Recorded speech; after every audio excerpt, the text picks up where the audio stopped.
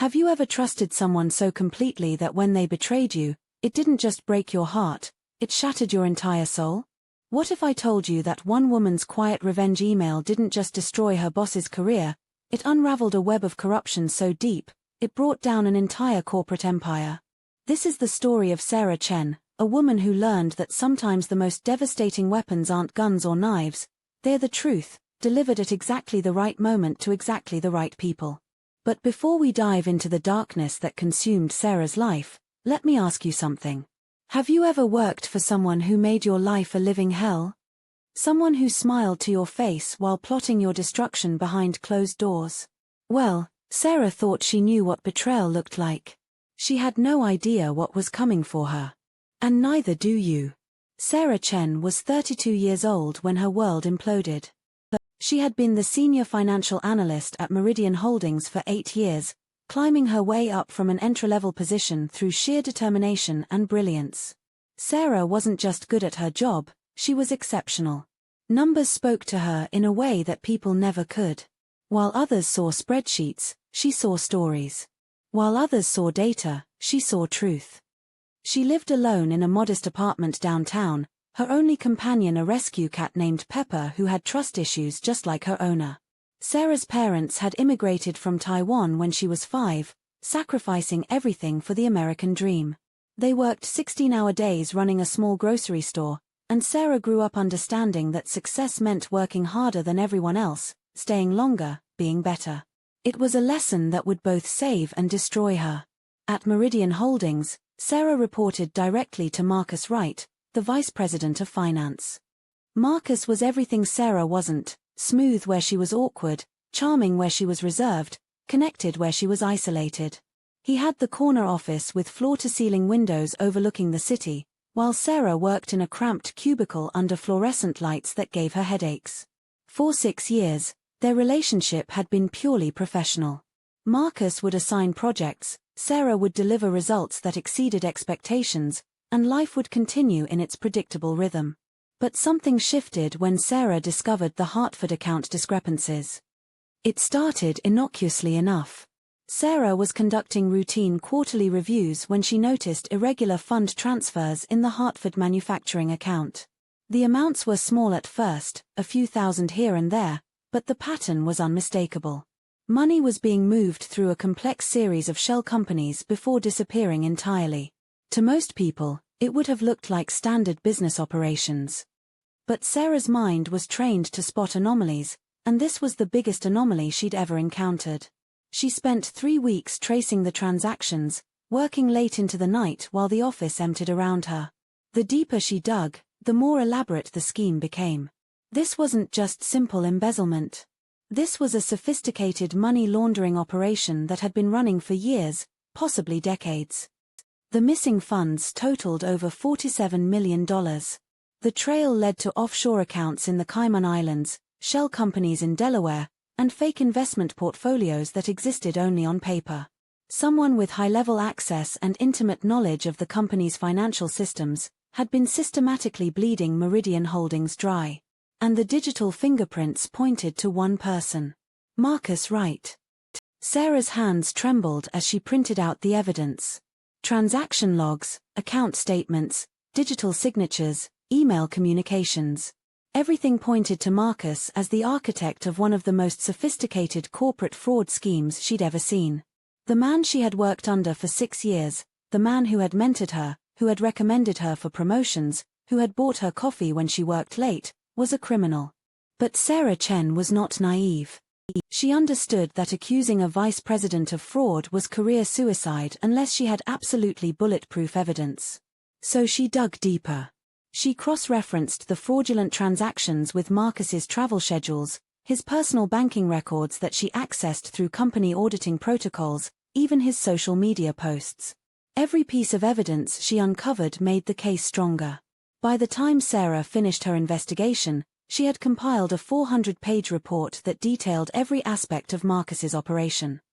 The scheme was brilliant in its complexity and devastating in its scope. Marcus had been stealing from the company, from clients, from pension funds, from anyone whose money passed through his department. He had used his position of trust to build a criminal empire that spanned continents. Sarah knew she had to report her findings. But she also knew that going to internal affairs or even the CEO could be dangerous. Marcus had powerful allies, and corporate whistleblowers rarely emerged unscathed from battles with senior executives. She decided to be strategic. She would approach Marcus directly first, give him a chance to explain, maybe even make restitution. It was a decision that would haunt her forever. Before I tell you about the meeting that changed everything, I need you to understand something about Sarah's character. She believed in fairness, in giving people the benefit of the doubt, in the possibility of redemption. These weren't weaknesses, they were strengths that had guided her through life. But sometimes our greatest strengths become our most dangerous vulnerabilities. And Marcus Wright was about to exploit Sarah's goodness in ways that would leave scars on her soul. The meeting was scheduled for a Friday afternoon in Marcus's office. Sarah had requested it under the pretense of discussing quarterly projections, but she brought her evidence folder hidden in her briefcase. As she sat across from Marcus's mahogany desk, watching him sign documents with his expensive fountain pen, she wondered if she was making a terrible mistake. Marcus looked up at her with his practiced smile, the same smile that had charmed clients and colleagues for years. "Sarah, always so dedicated. Working on anything interesting?" Sarah's voice was steady as she spoke. "Actually, Marcus, I've been working on something that I think you need to see." She placed the folder on his desk and watched his expression change as he opened it and saw the first page of her report. The color drained from Marcus's face. His hands stilled on the papers. For a long moment, the only sound in the office was the ticking of the antique clock on his bookshelf. When he finally looked up at Sarah, the charming mask had completely fallen away. What remained was something cold and calculating. "Sarah," he said quietly, "I think you've made a serious mistake." "The only mistake I made was trusting you," Sarah replied. $47 million, Marcus. How did you think you wouldn't get caught?" Marcus stood up slowly, walking to the window that overlooked the city. When he turned back to face her, his voice had changed completely. Gone was any pretense of warmth or collegiality. "You have no idea what you're dealing with here, Sarah. This is so much bigger than you understand." "Then help me understand," Sarah said. "Help me understand how someone I respected, someone I looked up to, could steal money from hard-working people's retirement funds."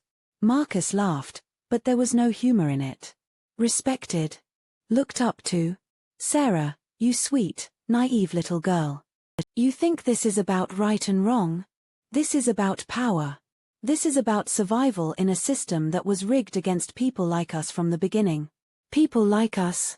Sarah's voice was rising despite her efforts to stay calm. "You're a millionaire, Marcus. You have a corner office and a house in the Hamptons. What system was rigged against you? The system where people with the right last names and the right connections get everything handed to them while people like me have to take what we deserve." Marcus's voice was getting dangerous now. "You think I could become CEO of this company? You think they'd ever give someone from my background real power? So I took what I earned." Sarah stared at him in disbelief. "You stole $47 million because you felt entitled to it. I built this department from nothing. I made this company hundreds of millions in profits. What's 47 million compared to what I've generated for them?" Marcus moved closer to Sarah's chair. "But here's what you're going to do, Sarah. You're going to destroy this report, you're going to forget everything you think you discovered, and you're going to continue being the good little analyst who never asks too many questions." Sarah stood up, clutching her briefcase. "I can't do that, Marcus. I won't do that." "Yes, you will." Marcus's voice was ice cold now. "Because if you don't, I'm going to destroy you in ways you can't imagine. I know things about you, Sarah. I know about your immigration status issues when you were younger. I know about the accounting discrepancies in your student loan paperwork. I know about the time you accessed confidential client information outside of your authorization level. Small things, but things that could end your career and put you in prison." Sarah's blood ran cold. None of those things were criminal, but in the wrong context, presented by the right person, they could be made to look damning. You're threatening me. I'm protecting both of us, Marcus said.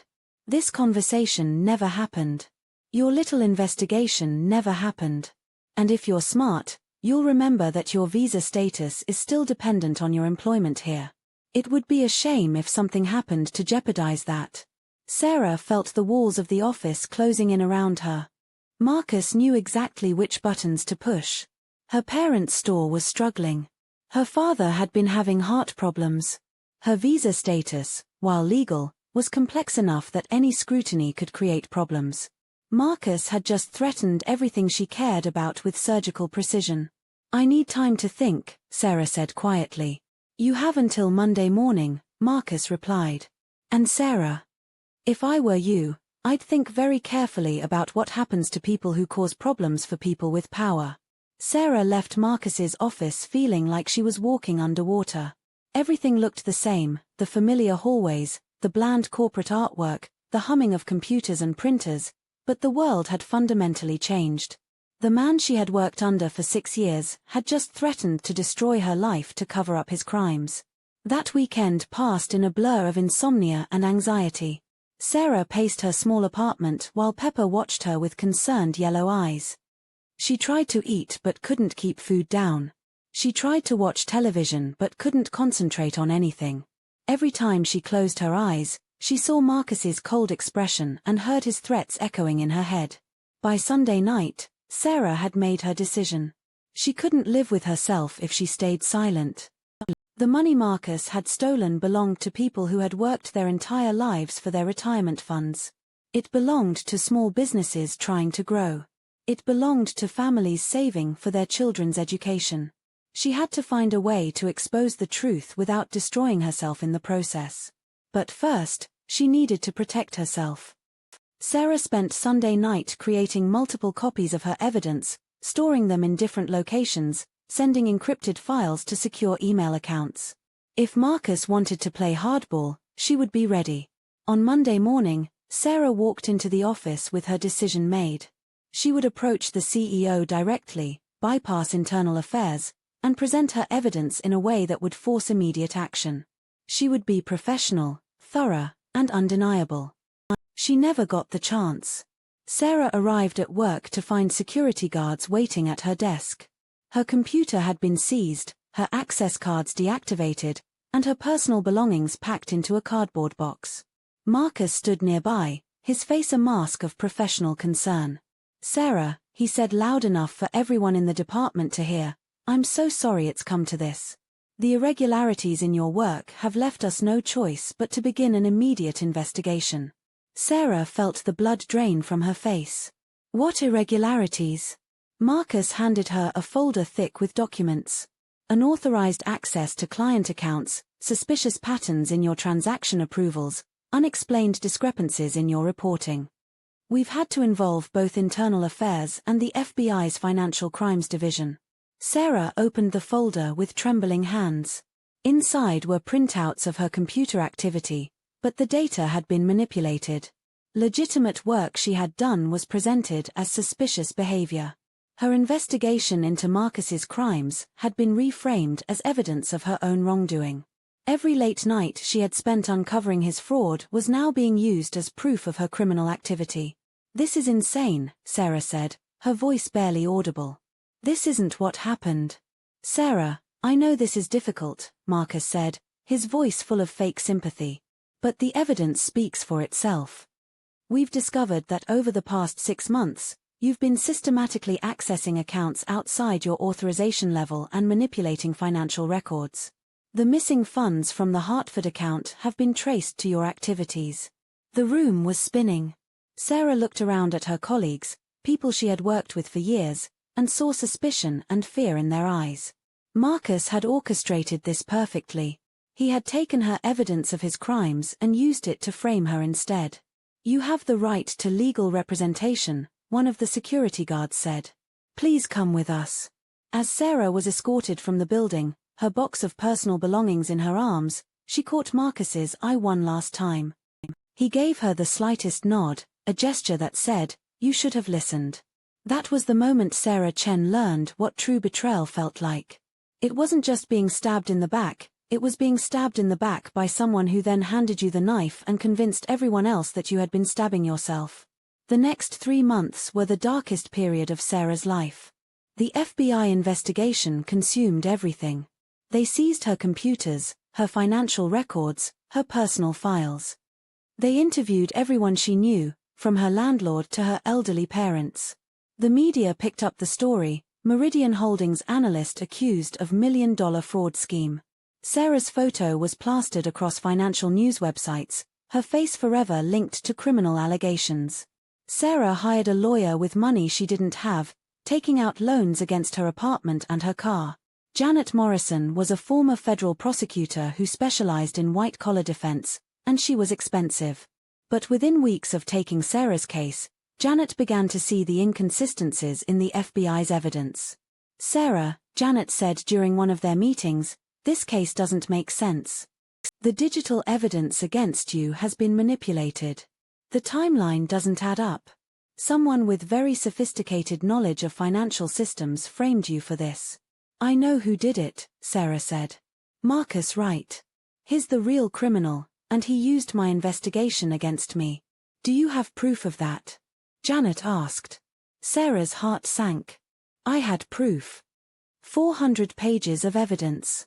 But it's all on the computers they seized, and Marcus has had months to manipulate or delete anything that implicated him. Then we need to find another way to prove your innocence," Janet said. "Because right now, the government has a compelling case against you, even if it's built on lies." The prosecution was being led by Assistant U.S. Attorney David Kim, an ambitious prosecutor known for his aggressive tactics in financial crimes cases. He had built his reputation on putting white-collar criminals behind bars, and Sarah was going to be his next trophy. The charges against her were severe: conspiracy to commit fraud, money laundering, theft of government funds, and wire fraud. If convicted, she was looking at 25 years in federal prison. The preliminary hearings were a nightmare. Sarah sat in court listening to FBI agents testify about her criminal activities using evidence that Marcus had manufactured. They described her as a sophisticated criminal mastermind who had exploited her position to steal millions of dollars. They painted her late nights at the office as evidence of criminal planning rather than dedicated work. They portrayed her access to financial records as abuse of authority rather than legitimate investigation. The worst part was watching Marcus testify. He took the stand as the government's star witness, describing Sarah as a troubled employee who had become increasingly secretive and suspicious. He spoke about his concerns for her mental state, his attempts to help her, his shock at discovering her alleged crimes. He was convincing, sympathetic, the picture of a caring supervisor betrayed by a trusted employee. Ms. Chen had access to all the accounts involved in this scheme, Marcus testified. She had the technical knowledge to manipulate the records, and she had been working unusual hours for months before we discovered the discrepancies. When I tried to discuss my concerns with her, she became defensive and evasive. Sarah wanted to scream. She wanted to stand up and tell everyone in that courtroom what had really happened. But Janet held her arm firmly, whispering, "Not now. We'll get our chance." But their chance never seemed to come. Every piece of evidence Janet tried to introduce was blocked by the prosecution or ruled inadmissible by the judge. The backup copies of Sarah's investigation that she had hidden were dismissed as fabricated evidence created after the fact.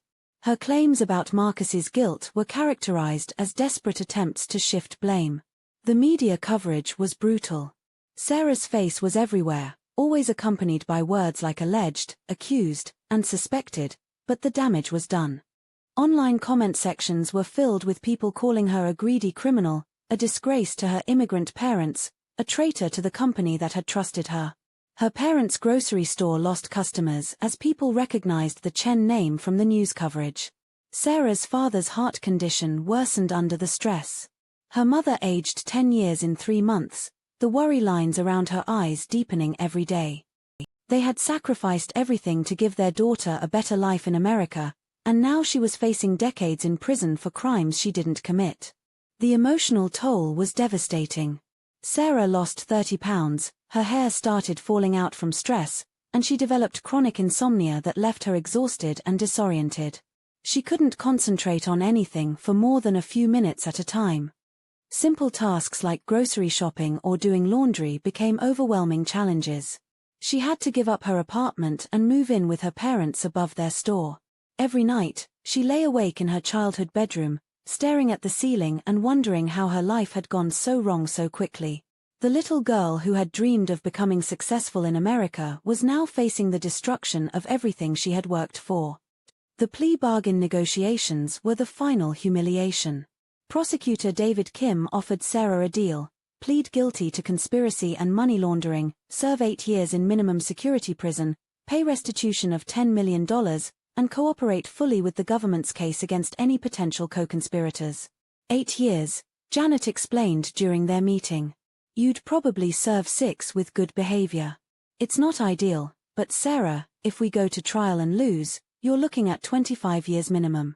Sarah stared at the plea agreement, the legal document that would require her to admit to crimes she didn't commit to avoid even harsher punishment for crimes she didn't commit. If I sign this, Marcus wins completely. He gets away with stealing $47 million, and I go to prison for his crimes. I know it's not fair, Janet said gently. But the justice system isn't always about what's fair. Sometimes it's about survival. Sarah thought about her parents, about the years they had worked 16-hour days to build a life in America. She thought about the dreams they had for their daughter, the pride in their eyes when she graduated college, when she got her first job, when she was promoted at Meridian Holdings. How could she tell them that their daughter was going to prison? I need time to think, Sarah said. You have 48 hours, Janet replied. After that, the offer expires and we go to trial. That night, Sarah sat in the back room of her parents' store, surrounded by boxes of inventory and the smell of dried goods and incense.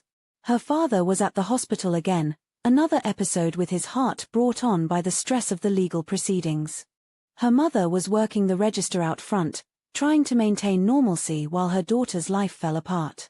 Sarah opened her laptop and began typing. If she was going to prison for crimes she didn't commit, if Marcus was going to win completely, she at least wanted to leave behind a record of the truth. She began writing down everything that had happened, from her discovery of the Hartford account discrepancies to Marcus's threats in his office to the elaborate frame-up that had destroyed her life. As she typed, Sarah felt something she hadn't felt in months: clarity. The fog of fear and desperation that had clouded her thinking began to clear. She wasn't just a victim in this story. She was a financial analyst with 8 years of experience, someone who understood complex systems and knew how to follow money trails. If Marcus thought he had won completely, he was wrong. Marcus had made one crucial mistake in his elaborate frame-up. He had been so focused on discrediting Sarah and protecting himself from her investigation that he hadn't considered what would happen after she was neutralized. He had assumed that with Sarah facing prison, no one would continue looking into the Hartford account discrepancies. He had assumed he was safe. But Marcus Wright had underestimated Sarah Chen's determination, her intelligence, and most importantly, her connections. Sarah might have been isolated and alone, but she wasn't the only person who had ever been wronged by corporate criminals. Over her 8 years at Meridian Holdings, she had built relationships with people throughout the financial industry.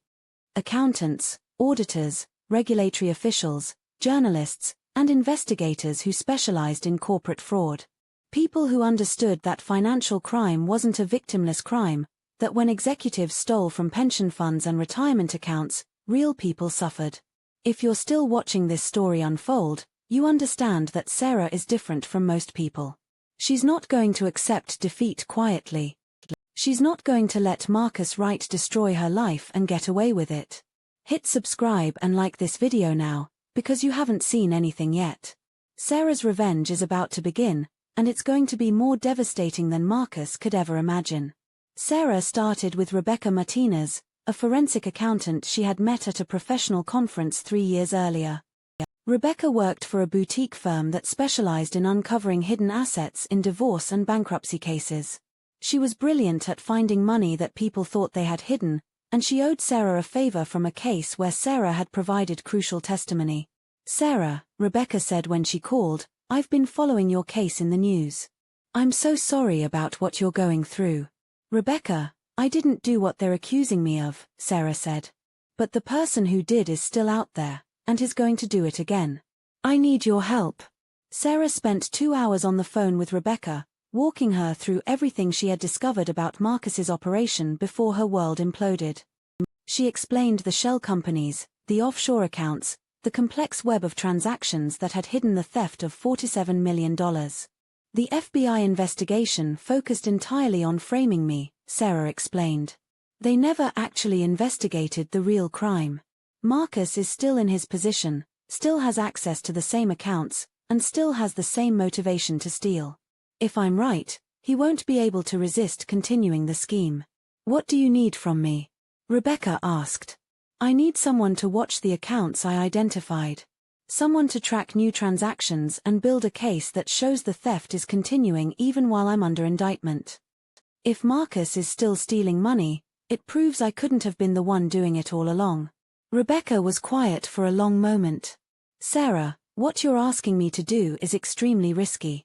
If I get caught investigating a case that's already under federal prosecution, it could destroy my career. I understand, Sarah said. But Rebecca, if innocent people go to prison while criminals stay free, what's the point of having careers at all? Rebecca agreed to help, but she couldn't do it alone.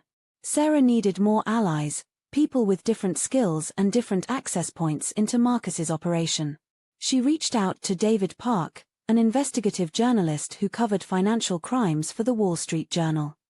David had been following the Meridian Holdings case and had privately expressed skepticism about the government's narrative. David, Sarah said when she called him, I have a story for you that will win you a Pulitzer Prize. But you have to be willing to risk everything to get it. I'm listening, David replied. Sarah also contacted Maria Santos, a former SEC investigator who now worked as a private consultant helping companies identify and prevent fraud. Maria had left the SEC in frustration over the agency's failure to prosecute major financial crimes, and she had a reputation for being fearless in pursuing corporate criminals that government agencies wouldn't touch. Maria, Sarah said during their phone call, I'm about to give you information about the biggest financial fraud scheme of the decade. But if you take this on, you need to understand that you'll be going up against people with unlimited resources and no conscience. Sarah, I've spent my entire career going up against people like that, Maria replied. Tell me what you need. Slowly, carefully, Sarah began to build her network of allies. Each person brought different skills and different resources to the investigation. Rebecca had the forensic accounting expertise to track complex financial transactions. David had the journalistic credentials to access information and publish findings. Maria had the regulatory knowledge and private investigation capabilities to gather evidence that would stand up in court. But Sarah needed more than allies. She needed inside information, real-time intelligence about what Marcus was doing at Meridian Holdings. That's when she thought of Jennifer Liu. Jennifer was a junior analyst in Marcus's department who had started at Meridian Holdings 6 months before Sarah's arrest. She was young, ambitious, and reminded Sarah of herself at that age. More importantly, Jennifer had been asking questions about some of the same account discrepancies that had initially caught Sarah's attention. Sarah couldn't contact Jennifer directly without risking witness tampering charges, but she could have Rebecca approach her as part of a routine audit consultation. The approach had to be subtle, professional, and completely legal. Rebecca met Jennifer at a coffee shop near Meridian Holdings offices, presenting herself as a forensic accountant working on asset verification for an insurance company. She asked Jennifer routine questions about account procedures and transaction protocols, but she was really assessing whether Jennifer had noticed the same irregularities that Sarah had discovered. I've been looking at some unusual patterns in the Hartford manufacturing account, Jennifer mentioned casually during their conversation. Large transfers that don't seem to match the company's operational needs. My supervisor says it's just seasonal fluctuation, but the timing doesn't make sense with their business cycle. Rebecca's pulse quickened. Have you mentioned these concerns to anyone else? I brought it up in a department meeting, Jennifer said. Mr. Wright said I was overthinking things, that I should focus on my assigned projects and not worry about accounts outside my responsibility. That evening, Rebecca called Sarah with an update. Marcus is still running the same scheme, and has gotten sloppy. He thinks he's untouchable now that you're out of the picture, so he's not being as careful as he was before. What did Jennifer tell you? Sarah asked. She's seeing the same patterns you identified, but she's being discouraged from investigating. Marcus is using the same intimidation tactics on her that he used on you. Sarah felt a surge of anger. Marcus wasn't content with destroying her life, he was continuing to steal money and intimidating anyone who might discover his crimes. We need to protect Jennifer. If Marcus thinks she's getting too close to the truth, he'll destroy her the same way he destroyed me. I've been thinking about that, Rebecca said. What if we could turn Marcus's paranoia against him? What if we could make him believe that the investigation is coming from somewhere else entirely? Sarah understood immediately. You want to make him think the FBI is getting close to discovering his real crimes. Exactly. If Marcus believes that law enforcement is onto him, he'll panic and make mistakes. He'll try to cover his tracks in ways that will actually create more evidence against him. It was brilliant in its simplicity. Instead of trying to expose Marcus directly, they would manipulate him into exposing himself. But they had to be extremely careful. If Marcus suspected that Sarah was behind any new investigation, he would have her arrested for violating the terms of her bail and interfering with a federal prosecution. Maria Santos had contacts inside the FBI's Financial Crimes Division who were not involved in Sarah's case. Through careful back-channel communications, Maria was able to plant information suggesting that the Bureau was reopening certain aspects of the Meridian Holdings investigation based on new intelligence.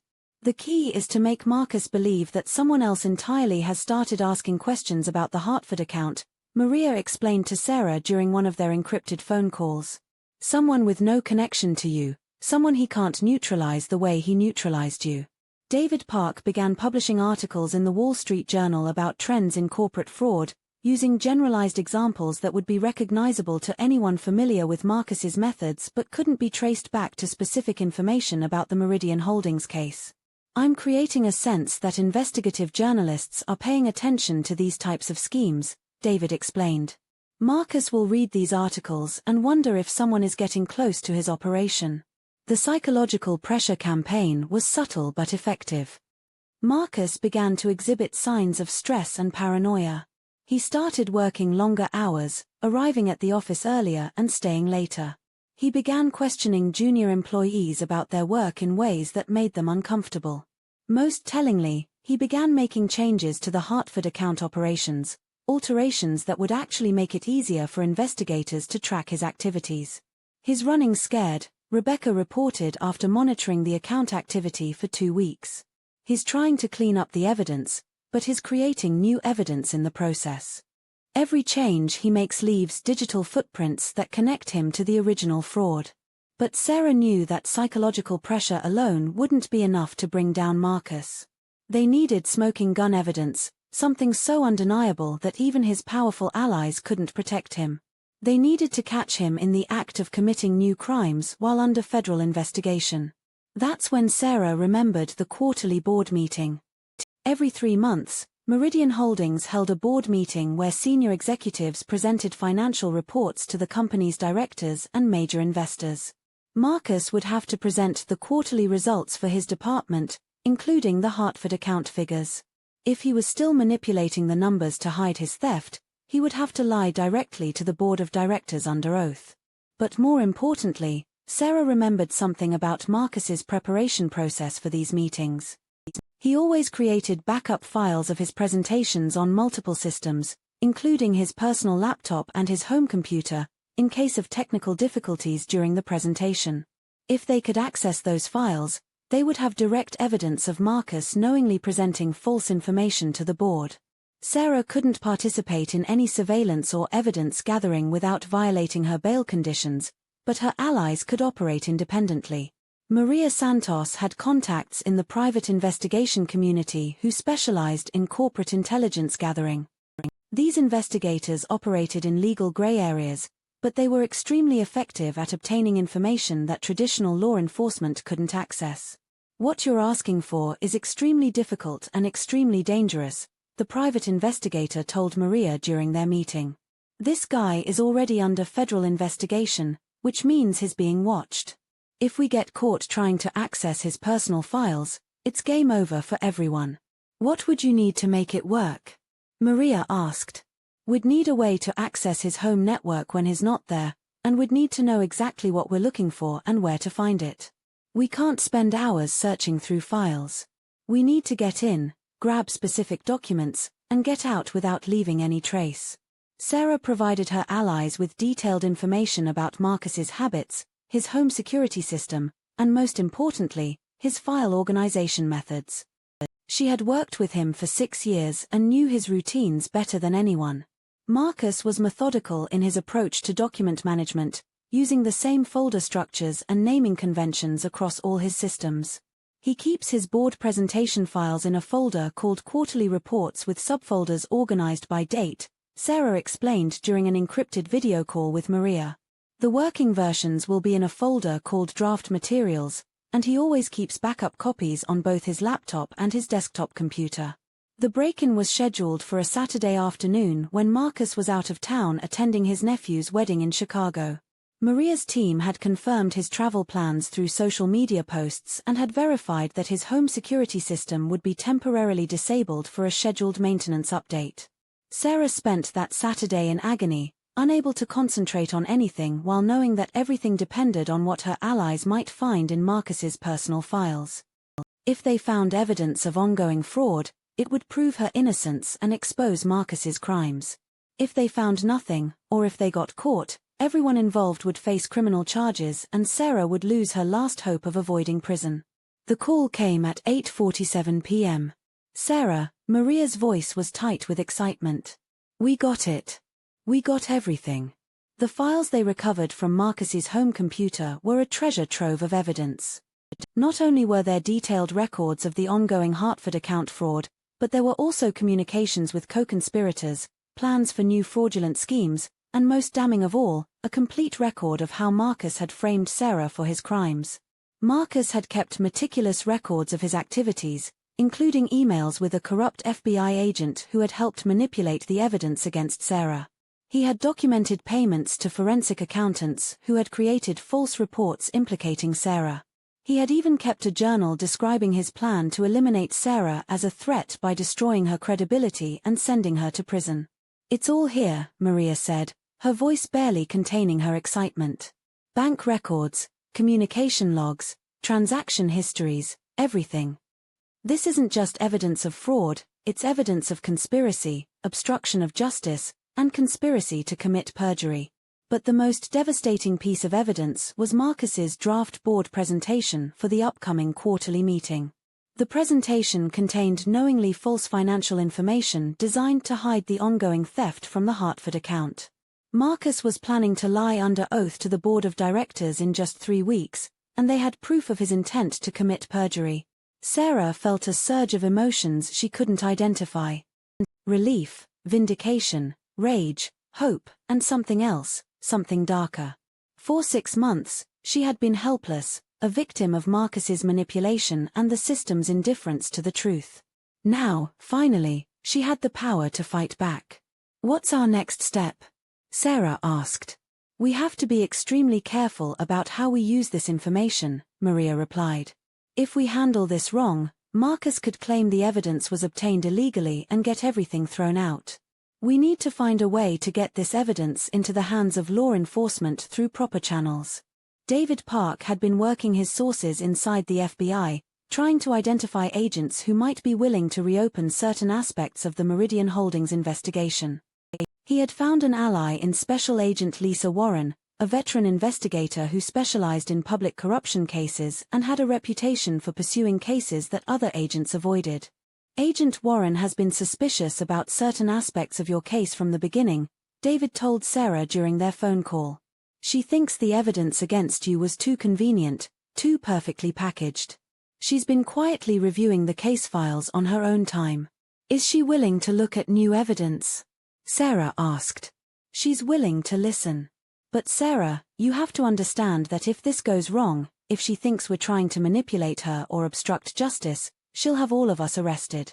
The meeting with Agent Warren was set for a neutral location, a small conference room at the public library downtown. Maria would present the evidence as information obtained during a routine corporate security audit that had uncovered irregularities suggesting ongoing criminal activity at Meridian Holdings. Sarah couldn't attend the meeting without risking her bail conditions, but she waited in a coffee shop across the street, watching the library entrance and wondering if the next few hours would bring her salvation or her final destruction. The meeting lasted for 3 hours. Maria emerged looking exhausted but hopeful. "Agent Warren is very interested," Maria reported. "She's going to verify the authenticity of the documents through independent channels, and if they check out, she's going to recommend reopening the entire Meridian Holdings investigation." Sarah felt her heart racing. "What does that mean for my case?" "It means that if Warren can prove Marcus framed you, the charges against you will be dropped and he'll be arrested instead." "But Sarah, this is going to take time. Warren has to build an airtight case because Marcus has powerful allies who will fight this every step of the way." "How much time?" Sarah asked. "Weeks, maybe months. And in the meantime, you're still facing trial in 6 weeks if you don't take the plea deal."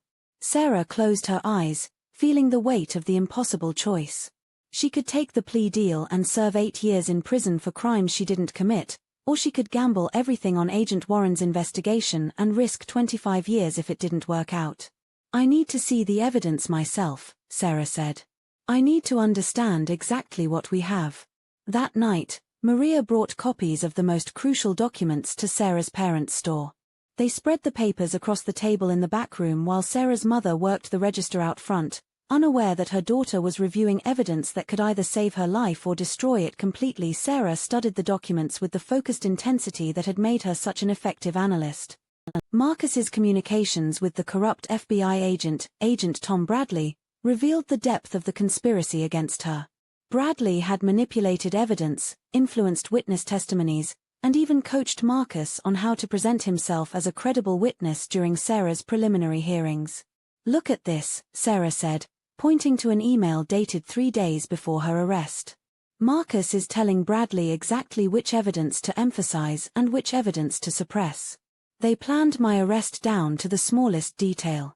The financial records were even more damning. Marcus had continued stealing money throughout Sarah's prosecution, taking advantage of the chaos and distraction to accelerate his theft.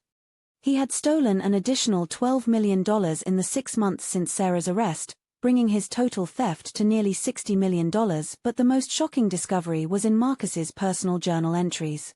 He had written extensively about his plans to frame Sarah, describing her as the perfect fall guy because of her immigrant status and lack of political connections. "She's smart enough to have discovered the scheme, but not connected enough to defend herself," Marcus had written. "The immigrant angle plays well with juries, and her obsessive personality makes her look guilty. Bradley thinks we can get her 15 to 20 years easy." Sarah's hands were shaking as she read Marcus's description of her as someone whose life could be destroyed without consequence. The casual cruelty of his words, the calculated nature of his plan to send an innocent person to prison, revealed a level of evil that Sarah had never encountered before. "He didn't just steal money," Sarah said quietly. "He enjoyed destroying me. This was personal for him." "Why?" Maria asked. "What made him target you specifically?" Sarah thought back to her years working under Marcus, searching for clues she might have missed. "I think he was always afraid of me. I was the one person in the department who understood the systems well enough to discover what he was doing.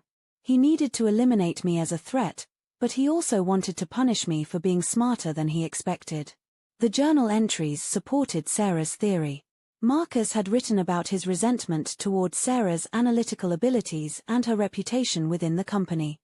He had felt threatened by her competence and had decided that framing her for his crimes would solve multiple problems at once. "This is psychological torture," Maria said.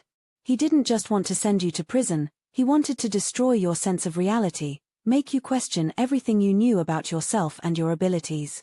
Sarah understood now why Marcus had been so confident during the preliminary hearings, why he had seemed almost amused by her situation.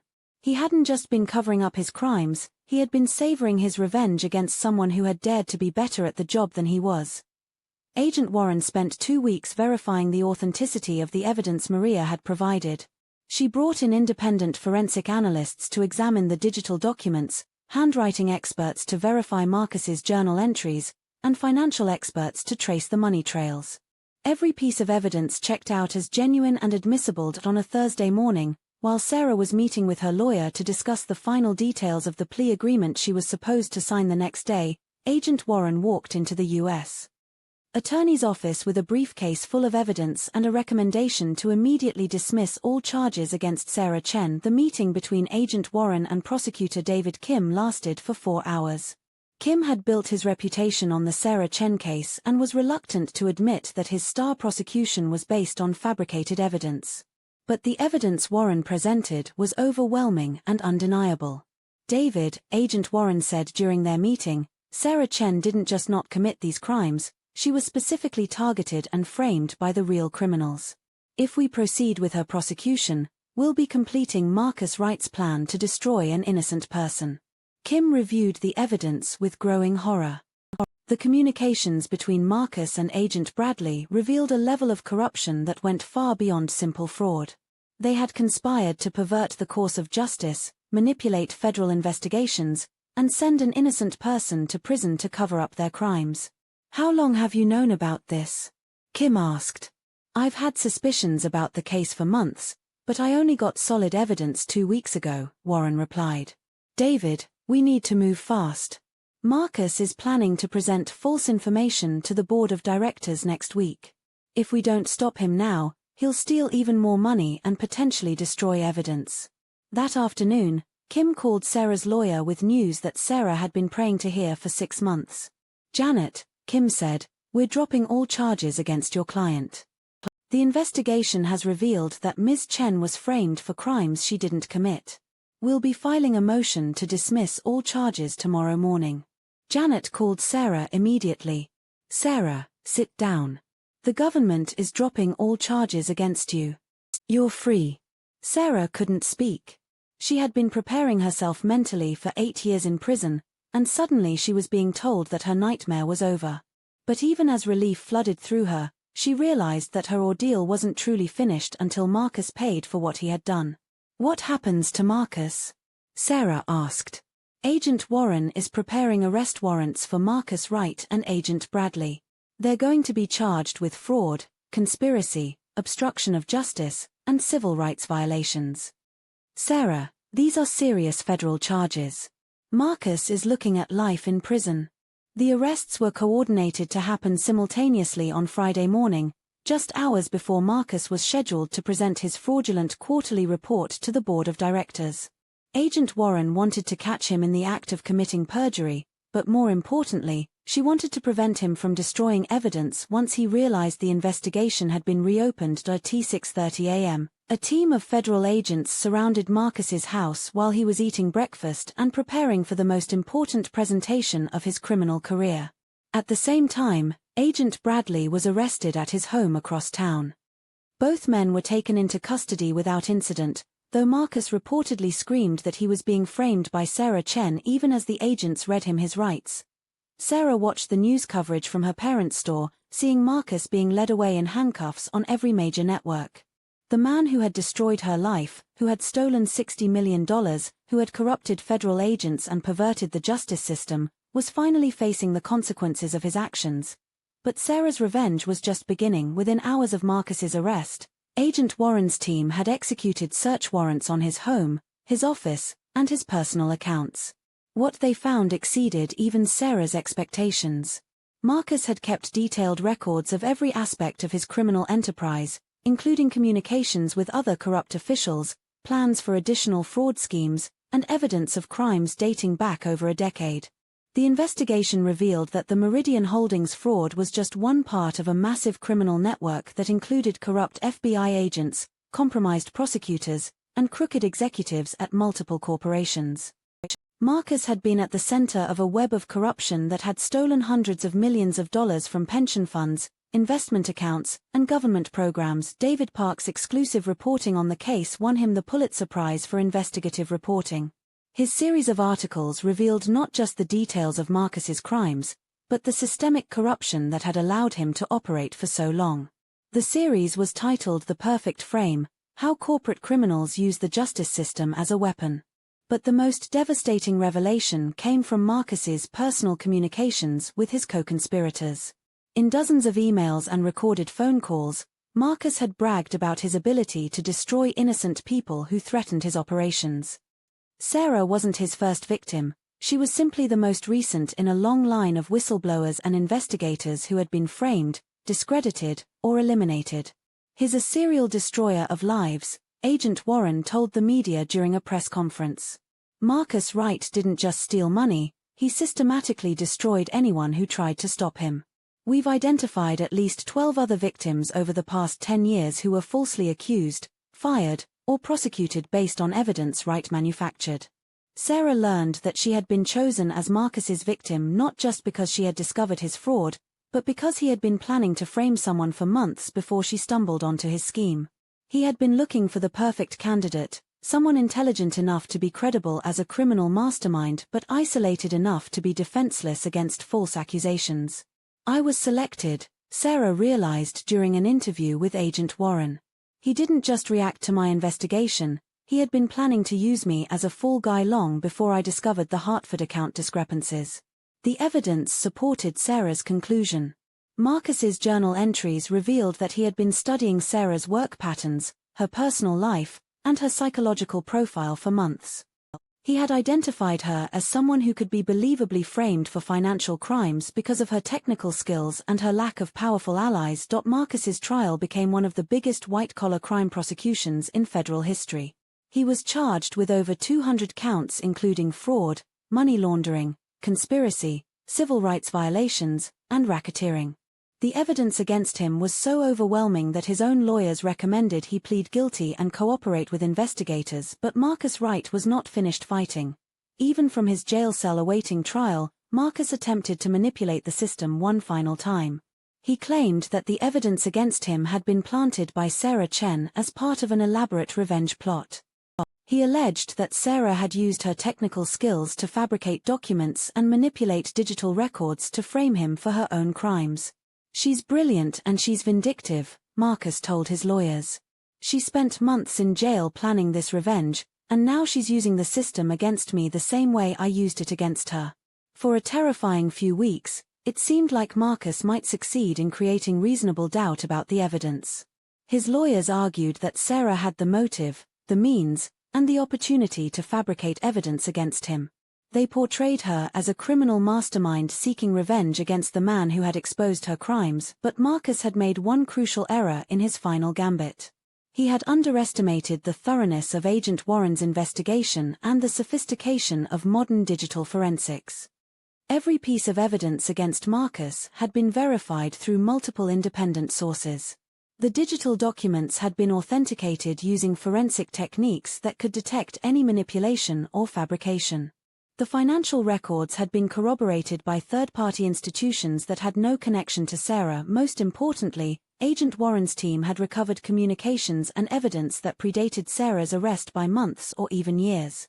Marcus's own words, recorded on his personal devices and in his own handwriting, provided an unbroken chain of evidence that no amount of manipulation could have created. The trial lasted 8 weeks and featured testimony from over 60 witnesses. Sarah testified for 3 days, walking the jury through her discovery of Marcus's fraud scheme and describing in detail how he had threatened and ultimately framed her. Her testimony was devastating in its precision and emotional impact. Marcus Wright didn't just steal $60 million, Sarah told the jury during her testimony.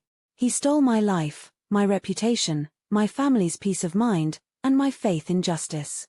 He turned the system that was supposed to protect innocent people into a weapon to destroy them. And he did it not just to cover up his crimes, but because he enjoyed the power it gave him over other people's lives." Marcus's own testimony was a disaster. Under cross-examination, he became angry and defensive, revealing the arrogance and contempt for others that had driven his crimes.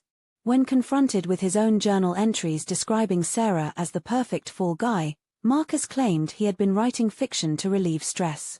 "Mr. Wright," the prosecutor asked, Are you telling this jury that your detailed plans to frame Ms. Chen were just creative writing exercises? I was exploring different scenarios, Marcus replied. It helps me think through complex problems. So when you wrote, Sarah Chen is the perfect target because she's smart enough to be believable but isolated enough to be destroyed, that was just creative writing?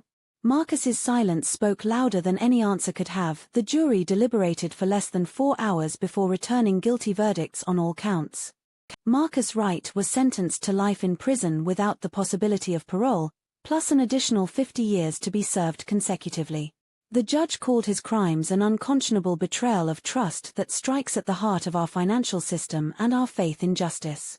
Agent Bradley, the corrupt FBI agent who had helped Marcus frame Sarah, received a sentence of 25 years in federal prison. 3 other co-conspirators received sentences ranging from 8 to 15 years, but Sarah's victory was not complete until she received the phone call she had been waiting for. Sarah, Agent Warren said, "We've recovered your money. All of it.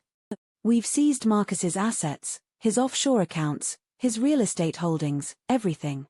The government is prepared to offer you a settlement of $25 million for the violation of your civil rights." $25 million. More money than Sarah had ever imagined having. Money that represented not just compensation for her suffering, but recognition that the system had failed her and owed her restitution. But for Sarah, the money was secondary to something more important: vindication. The government's offer of a massive settlement was an acknowledgement that she had been grievously wronged, that her rights had been violated, and that the system had been used as a weapon against an innocent person. "I'll take the settlement," Sarah told Agent Warren. "But I want something else too." "What's that?" "I want to use this money to create a foundation that helps other people who have been framed or falsely accused. I want to make sure that what happened to me never happens to anyone else." Sarah's final revenge against Marcus Wright wasn't sending him to prison, though she savored that justice. Her ultimate revenge was using his crimes to build something positive, something that would help innocent people fight back against corrupt systems and powerful criminals. The Sarah Chen Foundation for Justice became one of the most effective organizations fighting corporate crime and judicial corruption in America. Using the $25 million settlement as seed money, Sarah built a network of investigators, lawyers, and forensic experts who specialized in cases involving false accusations and manufactured evidence. Over the next 5 years, the foundation helped exonerate 43 people who had been falsely convicted of financial crimes.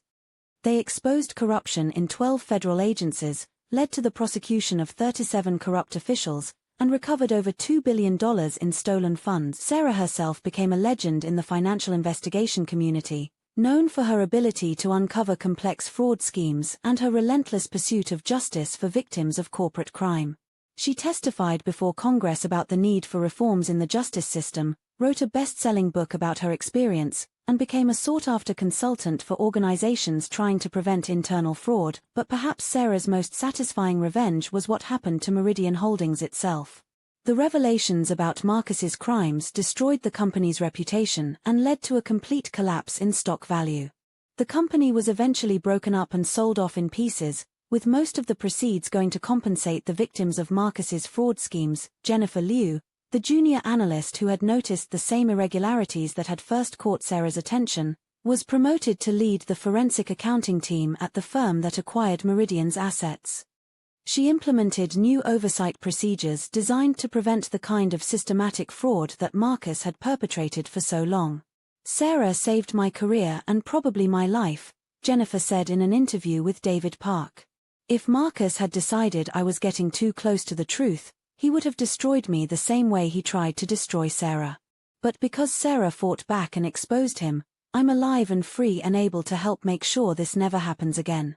3 years after Marcus's conviction, Sarah received a letter in her office at the foundation. The return address showed it was from the federal penitentiary where Marcus was serving his life sentence. Inside was a single sheet of paper with a message written in Marcus's familiar handwriting: "You won. But it cost you everything you were before. Was it worth it?" Sarah read the letter twice, then walked to her office window that overlooked the city where her nightmare had begun and her victory had been completed. In the distance, she could see the Meridian Holdings building where Marcus had once sat in his corner office, Plotting the destruction of innocent people's lives, Sarah took out a pen and wrote a reply on the back of Marcus's letter. I didn't just win, Marcus. I became something better than I was before. Your betrayal made me stronger, your cruelty made me kinder, and your corruption made me into someone who fights for justice. You didn't destroy Sarah Chen, you created her.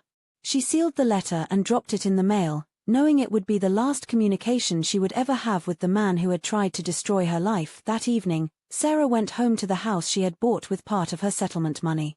Pepper, now an elderly cat, greeted her at the door with the same suspicious yellow eyes, though his wariness had softened over the years as Sarah's life had stabilized. Her parents visited for dinner, as they did every Sunday. Her father's heart condition had improved dramatically once the stress of Sarah's legal troubles had ended.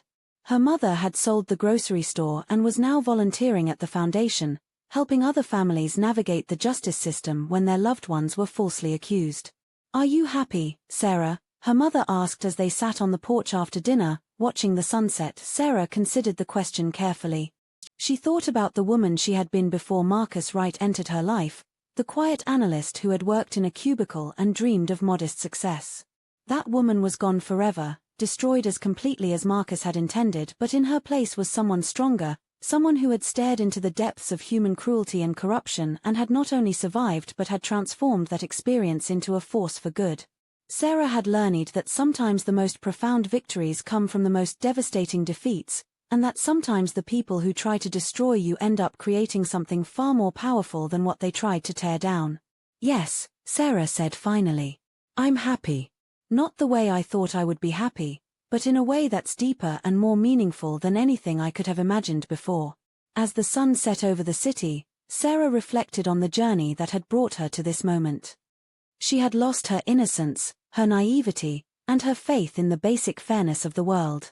But she had gained something far more valuable, the knowledge that even when the system fails, even when powerful people abuse their authority, even when evil seems to triumph, there is always a way to fight back. The truth, delivered at exactly the right moment to exactly the right people, can bring down empires of corruption. One email, sent by a woman who refused to accept defeat, had indeed ended Marcus Wright's career overnight. But more than that, it had begun Sarah Chen's transformation from victim to victor, from prey to predator, from someone who trusted the system to protect her to someone who protects others when the system fails. Marcus Wright had set out to destroy Sarah Chen, and in a way, he had succeeded. But from the ashes of that destruction, Sarah had built something infinitely more powerful, a life dedicated to ensuring that the innocent would never again face the kind of systematic cruelty that she had endured. And that, perhaps, was the most perfect revenge of all. If this story moved you, if it made you think about justice and corruption and the power of refusing to give up, then subscribe to this channel and join our community. Because there are more stories like Sarah's out there, stories of ordinary people who faced extraordinary evil and found the strength to fight back. Stories that need to be told, victories that need to be celebrated, and lessons that need to be learned. Hit the subscribe button now, because truth and justice aren't just concepts in courtrooms, they're battles fought every day by people who refuse to let the corrupt and the powerful destroy the innocent. And those battles, those victories, those moments when good triumphs over evil against impossible odds, those are the stories that remind us that no matter how dark the world becomes, there's always light for those brave enough to kindle it. The question isn't whether you'll face betrayal in your life. The question is what you'll do when that moment comes. Will you accept defeat, or will you fight back? Will you let the corrupt destroy you, or will you transform their cruelty into your strength? Sarah Chen made her choice. What will yours be?